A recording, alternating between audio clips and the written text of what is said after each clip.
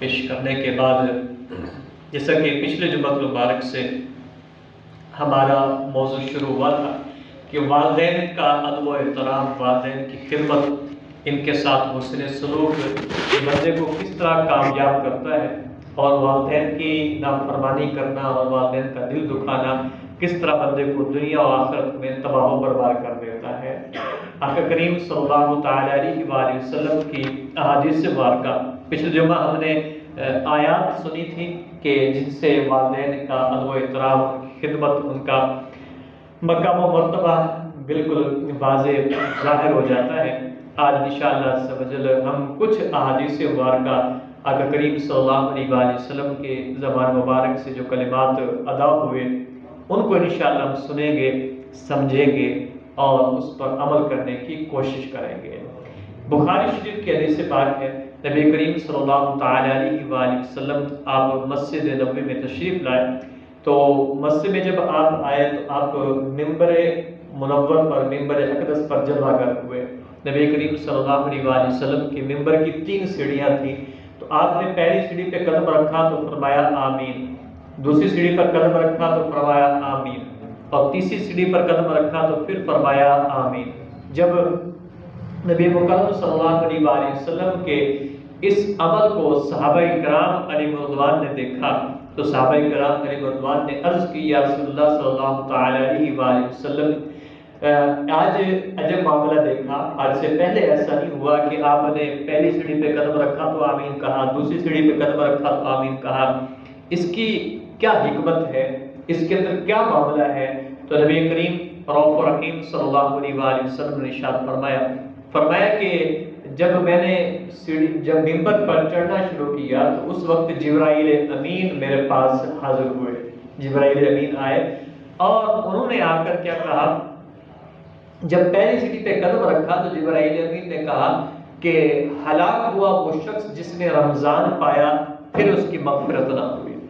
ہلاک ہوا وہ شخص، اور ایک روایت کے اندر آتا ہے کہ خاک آلود ہو، اس شخص کی ناک خاک آلود ہو کہ جو رمضان کا مہینہ پائے اور پھر اس کی مغفرت نہ ہو، تو وہ شخص کیا ہوا؟ ہلاک ہو گیا، تباہ و برباد ہو گیا۔ فرمایا کہ جبرائیل امین نے یہ دعا کی اور میں نے اس پر کیا کہا؟ آمین کہا۔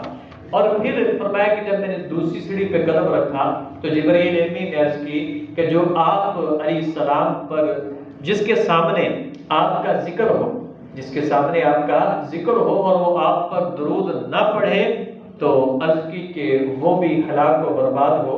تو نبی کریم صلی اللہ علیہ وسلم فرماتے ہیں کہ میں نے کہا آمین۔ اور جب تیسری سیڑھی پہ قدم رکھا تو جبرائیل امین نے کہا کہ جس کے سامنے اس کے والدین یا ان میں سے کوئی ایک بڑھاپے کو پہنچے اور وہ اس کے والدین اس کو جنت میں نہ داخل کروائیں، فرمایا کہ وہ ان کی خدمت کر کے جنتی نہ ہو تو ایسے شخص فرمایا کہ وہ ہلاک و برباد ہو جائے۔ جبرائیل امین نے یہ کہا، کیا توجہ سے دوبارہ سنیے اور ہم اپنے کردار پر بھی، اپنے عمل پر بھی، اپنے اس پر بھی غور کریں کہ جس نے اپنے والدین دونوں کو بڑھاپے میں پایا یا ان میں سے کسی ایک کو اس نے بڑھاپے میں پایا اور اس کے والدین اس کو جنت میں داخل نہ کرائیں، مطلب کیا کہ ان کی خدمت کر کے جنت کا مستحق نہ ہو سکے، تو فرمایا کہ وہ بھی تباہ و برباد ہو جائے۔ فرمایا کہ پھر میں نے اس پر بھی آمین کہا۔ تو یہ 3 دعائیں ہیں۔ ایک اور کتنی ہیں جی؟ 3 دعائیں ہیں۔ یہ 3 دعائیں کرنے والے کون ہیں؟ 3 دعائیں کرنے والے فرشتوں کے سردار ہیں۔ 3 دعائیں کرنے والے فرشتوں کے سردار ہیں کہ جو رمضان کو پائے بخشش نہ کروا سکے، ولا کو برباد ہوا۔ جس کے آپ سامنے آقا آپ کا ذکر ہو وہ درود نہ پڑے آپ پر، وہ بھی ہلاک و برباد ہوا۔ جو والدین کو بڑھاپے میں پائے اور اس کے والدین اس کو جنت میں داخل نہ کروائے تو وہ بھی ہلاک و برباد ہوا۔ یہ دعا فرشتوں کے سردار کر رہے ہیں اور اس پر آمین نبیوں کے سردار، رسولوں کے سردار اس پر کیا کہہ رہے ہیں جی؟ آمین کہہ رہے ہیں۔ تو جو دعا فرشتوں کے سردار کریں اور جس دعا پر آمین نبیوں کے سردار کہیں تو کیا اس دعا کے قبول ہونے کے اندر کوئی شک و شبہ باقی ہو سکتا ہے؟ اس کے اندر کوئی شک و شبہ کیا باقی رہ سکتا ہے؟ ہرگز نہیں۔ ایسی دعا اس کی قبولیت کے اندر، اس کے پورا ہونے کے اندر کبھی بھی کوئی شک و شبہ نہیں آ سکتا۔ تو یہ ہم سب کے لیے اس کے اندر کیا ہے، درس ہے، اس کے اندر نصیحت ہے۔ یہاں پر ایک بات ہے کہ یہاں پر حدیث پاک میں کہا کہ بوڑھا اپنے والدین کو بڑھاپے میں پائے اور وہ اس کو جنت میں داخل نہ کرائے، مطلب ان کی خدمت کر کے جنت میں داخل نہ ہو، تو ماں باپ تو جوانی میں بھی ہو تو اولاد اس وقت بھی خدمت کرے، والدین تو جس عمر کی سٹیج پر بھی ہو تو اولاد خدمت کرے، لیکن یہاں بالخصوص بڑھاپے کی بات کی ہے کہ والدین بڑھاپے کو پہنچے اور وہ جنت میں داخل نہ کرا سکیں، بالخصوص بڑھاپے کی بات ہو رہی ہے یہاں پہ، اس لیے کہ بڑھاپے کے اندر والدین کو خدمت کی زیادہ ضرورت ہوتی ہے، بڑھاپے کے اندر والدین کو حسن سلوک کی زیادہ حاجت ہوتی ہے، بڑھاپے کے اندر والدین کو ان کی جڑی کٹی پر صبر کرنا کیا ہوتا ہے، یہ زیادہ اس کے اندر امتحان ہوتا ہے، اور پھر یہ بات بھی فطری چیز ہے کہ بڑھاپے کے اندر جا کے بوڑھے آدمی کی جو طبیعت ہوتی ہے نا، وہ بچوں کی طبیعت سے کیا ہو جاتی ہے، ایک تھوڑی سی مشابہت ہو جاتی ہے، کہ جس طرح بچہ بعض اوقات کسی چیز پہ اڑ جاتا ہے تو وہ ضد کرتا ہے، تو اسی طرح بڑھاپے میں جا کے بھی بعض اوقات ایسی کیفیت بن جاتی ہے، تو اگر والدین بڑھاپے میں پہنچ کے اگر وہ اس طرح پر کسی چیز پر اڑ جاتے ہیں، بضد ہو جاتے ہیں، کوئی معاملہ ہو جاتا ہے، تو اب بھی کیا ہے، ان کا ادب، ان کا احترام، ان کی خدمت یہ ہے وہ تم پر لازم ہے، اور ان کا ادب احترام بجا لا کر ان کی خدمت کر کے کیا ہے جی، تم اپنے لیے جنت کما لو، اور اگر تم نے جنت نہ کمائی تو کیا فرمایا ہے کہ ایسا شخص تباہ و برباد ہو گیا۔ اور حقیقت یہ ہے کہ والدین بندے کی جنتی اور جہنمی ہونے کی کسوٹی، والدین کیا بندے کی جنتی اور جہنمی ہونے کی کیا کسوٹی ہے یہ، کہ کسی بندے کا جنتی ہونا جہنمی ہونا وہ کیسے اس کا ہوگا، کہ آقا کریم صلی اللہ تعالی علیہ وآلہ وسلم کی بارگاہ میں ایک شخص حاضر ہوا، آگے عرض کی کہ ما حق الوالدین علی ولدہما، اے آقا یہ تو فرما دیجئے کہ والدین کا اولاد پر حق کیا ہے، والدین کا اولاد کے اوپر حق کیا ہے، ما حق الوالدین علی ما حق الوالدین علی ولدہما، آقا والدین کا اولاد پر حق کیا ہے، تو میرے آقا کریم صلی اللہ علیہ وآلہ وسلم ابن ماجہ کی حدیث سے پاک ہے، یہ میرے آقا فرماتے ہیں ہما جنتوں کا و ناروں کا، ہما جنتوں کا و ناروں کا، فرمایا کہ تیرے والدین تیرے لیے جنت بھی ہے، تیرے والدین تیرے لیے دوزخ بھی ہے، وہ تیرے لیے جنت بھی بن سکتے ہیں، وہ تیرے لیے جہنم بھی بن سکتے ہیں۔ تو شارحین فرماتے ہیں کہ جنت بھی ہے جہنم بھی ہے، مطلب کیا ہوا، اگر والدین کی خدمت کی ہے، ان کے ساتھ حسن سلوک سے پیش آیا، ان کی جلی کٹی باتوں پہ صبر کیا، والدین کا ادب و احترام بجا لایا، اور ان کی دل آزاری کا باعث نہ بنا، جن چیزوں سے والدین خوش ہوئے ان کو کیا، جن چیزوں سے والدین ناراض ہوتے ہیں ان سے بچا، زندگی کے اندر بھی اور ان کی وفات کے بعد بھی اس چیز کا وہ لحاظ کرتا رہا، یہ والدین کے حقوق میں سے ہے۔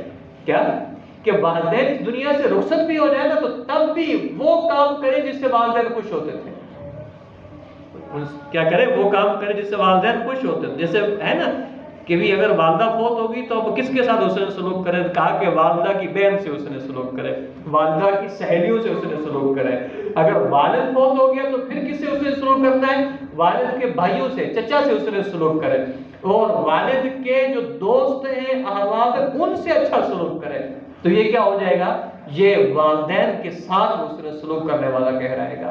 اور یہ ہے کہ جو فوت ہونے والا شخص ہے، جیسے نبی کریم صلی اللہ تعالی علیہ وآلہ وسلم کے بارے میں آتا ہے کہ جب حضرت خدیجہ الکبریٰ رضی اللہ تعالی عنہ کا انتقال ہو گیا، نبی کریم صلی اللہ علیہ وآلہ وسلم کی سب سے پہلی زوجہ محترمہ حضرت خدیجہ الکبریٰ، جب ان کا انتقال ہو گیا تو نبی کریم صلی اللہ علیہ وآلہ وسلم جب کوئی جانور ذبح ہوتا تھا تو بطور خاص حضرت خدیجہ کی جو سہیلیاں تھیں ان کو بطور خاص آقا کریم صلی اللہ علیہ وآلہ وسلم ان کے لیے گوشت بھجوایا کرتے تھے، ان کے لیے گوشت کا تحفہ بھیجا کیا کرتے تھے کہ یہ خدیجہ کی سہیلیوں کے لیے کیا ہے، الگ سے ان کے لیے گوشت بھجوایا جاتا تھا۔ تو یہ ہے کہ اگر آپ کا پیارا کچھ دنیا سے رخصت ہو جاتا ہے تو اب کیا ہے کہ جو اس سے تعلق رکھنے والے ہیں ان سے کیا کریں، حسن سلوک سے پیش آئے۔ تو کیا فرمایا کہ یہ تیرے لیے جنت بھی ہے، تیرے لیے دوزخ بھی ہے، کہ والدین کا ادب احترام، ان کی خوشنودی، ان کے ساتھ اچھا سلوک کیا تو تیرے لیے کیا ہو جائے گا، جنت کا سامان بن جائے گا۔ اور اگر والدین کے ساتھ کیا کیا، والدین کی نافرمانی کی، ان کا دل دکھایا اور ان کی جلی کٹی باتوں پہ صبر نہ کیا، اور اللہ نہ کرے معاذ اللہ پاک اس آفت سے بچائے کہ والدین کے منہ پر ہو گئے، ان کے سامنے آنکھیں نکال لی، ان کے سامنے اونچے بول بولنے شروع کر دیے، تو ایسا بندہ تو ہلاکت تو تباہی بربادی سے ایسے بندے کو کوئی چیز نہیں روک سکتی۔ ہو سکتا ہے کہ آج وہ کیا ہے اپنے طور پر بڑا خوش ہو رہا ہو، یا اپنے طور پر اس کو کوئی ناکامی نظر نہ آئے، لیکن آخر کار، جیسے پچھلے جمعہ بھی میں نے حدیث آپ کی گوش گزار کی تھی کہ والدین کے نافرمان کو اللہ دنیا کے اندر بھی ضرور سزا دیتا ہے، دنیا کے اندر بھی سزا دیتا ہے۔ تو آقا کریم صلی اللہ علیہ وسلم نے کیا فرمایا کہ تیرے لیے وہ جنت بھی ہے، تیرے لیے دوزخ بھی ہے۔ والدین کو جنت اور جہنم کا معیار بنا دی۔ کیسے نہ بنے والدین معیار؟ کیا آقا کریم صلی اللہ علیہ وسلم نے فرمایا کہ الجنت تحت اقدام الامہات، کہ ماں جنت کے قدموں تلے، تو ماں کی خدمت کیسے جنت کا معیار نہ بنے؟ اور باپ کے بارے میں فرمایا کہ باپ جنت کے دروازوں سے درمیانی دروازہ ہے۔ جب ماں کے قدموں تلے جنت ہو اور جب باپ جنت کا درمیانی دروازہ ہو، تو پھر وہ ماں باپ جو ہیں ان کی خدمت میں جنت کا پتہ کیسے نہیں دے گی؟ ان کی خدمت، ان کے ساتھ حسن سلوک، ان کے ساتھ احسان بجا لانا وہ بندے کو کیسے کامیاب نہیں کرے گا؟ اور ان کی نافرمانی، ان کا دل دکھانا، ان کو طرح طرح ستانا، یہ بندے کے اس کو تباہی و بربادی کی طرف جانے میں کیسے اس میں کوئی کمی ہو سکتی ہے؟ ایک اور حدیث پاک کیا کہ کریم صلی اللہ علیہ وسلم نے والدین کی اطاعت فرما برداری کو کیسے عمدہ انداز میں بیان کیا اور کتنی اہمیت اس چیز کو دی گئی ہے۔ طبرانی شریف کی حدیث پاک ہے، آقا کریم صلی اللہ علیہ وسلم نے فرمایا طاعت اللہ طاعت الوالدی و معصیت اللہ معصیت الوالدی، فرمایا کہ اللہ کی فرما برداری یہ ماں باپ کی، یہ باپ کی فرما برداری میں ہے، اور رب کی نافرمانی یہ باپ کی نافرمانی میں ہے۔ والد کی فرما برداری رب کی فرما برداری ہے، اور والد کی باپ کی نافرمانی کیا فرمایا؟ یہ رب کی نافرمانی ہے۔ ایک اور حدیث پاک میں اس سے اور الفاظ کے ساتھ اسی مفہوم کو بیان کیا گیا، فرمایا سخط ربی فی سخط الوالد، رب کی ناراضی باپ کی ناراضی کے اندر ہے۔ اگر باپ راضی ہے تو رب راضی ہے، اگر باپ ناراض ہے تو رب ناراض ہے۔ یہاں پر کسی قسم کی کوئی قید نہیں ہے، یہاں پر کوئی تفصیل نہیں، مطلقاً فرما دیا کہ باپ کی رضامندی رب کی رضامندی ہے، باپ کی ناراضی رب کی ناراضی ہے، باپ کی فرما برداری رب کی فرما برداری ہے، باپ کی نافرمانی رب کی نافرمانی ہے۔ یہ بالکل واضح انداز میں اس کو بیان کر دیا گیا۔ تو ان تمام احادیث کے بعد، ان تمام فرامین کے بعد ہمیں اس بات سے ڈرنا چاہیے، اس بات سے ڈرنا چاہیے، اور اس سے بندے کو کیا رب کے بارگاہ میں دعائیں بھی کرتے رہنا چاہیے کہ مالک مولا وہ دن بعد میں آئے کہ میرے والدین مجھ سے ناراض ہوں، مجھے ایمان پہ پہلی موت دے دینا۔ یہ بندے کو دعا کرتے رہنا چاہیے۔ ایسا دن ہماری زندگی میں کبھی بھی نہ آئے کہ ہمارے والدین ہم پر ناراض ہو جائیں۔ اگر کبھی ہو کہ والدین ناراض ہو جائیں تو بندہ سانس بعد میں لے، پہلے ان سے معافی مانگے، پہلے ان سے معذرت کرے۔ آج یہ آپ کا معافی مانگنا، آج آپ کا اپنے آپ کو جھکانا، یہ کل آپ کے لیے بہت بڑی کامیابی کا ذریعہ بنے گا۔ آقا کریم صلی اللہ تعالی علیہ وآلہ وسلم نے والدین کی خدمت کو کتنی اہمیت دی ہے، اور والدین کی خدمت پر کتنے بڑے اجر و ثواب کا کیا ہے جی خوشخبری دلائی ہے۔ ایک صحابی ہے، وہ نبی کریم صلی اللہ علیہ وآلہ وسلم کی بارگاہ میں حاضر ہوتے ہیں اور عرض کرتے ہیں کہ یا رسول اللہ صلی اللہ علیہ وآلہ وسلم، میں غزوے میں شرکت کرنا چاہتا ہوں، غزوے میں جانا چاہتا ہوں، جہاد کے لیے جنگ میں جانا چاہتا ہوں، مجھے اجازت عطا فرما دے۔ پھر آقا کریم صلی اللہ علیہ وآلہ وسلم نے ارشاد فرمایا ہل لک من ام، فرمایا کہ کیا تیری ماں ہے؟ فرمایا ہل لک من ام، کیا تیری ماں ہے؟ عرض کی کہ جی ہاں۔ فرمایا کہ فَلْزِمْهَا فَإِنَّ الْجَنَّةَ عِنْدَ رِجْلِهَا، فرمایا کہ جا پھر اپنی ماں کے پاس چلا جا، یعنی ماں کی جا کے خدمت کر۔ فَإِنَّ الْجَنَّةَ عِنْدَ رِجْلِهَا، جنت تیرے ماں کی قدموں میں۔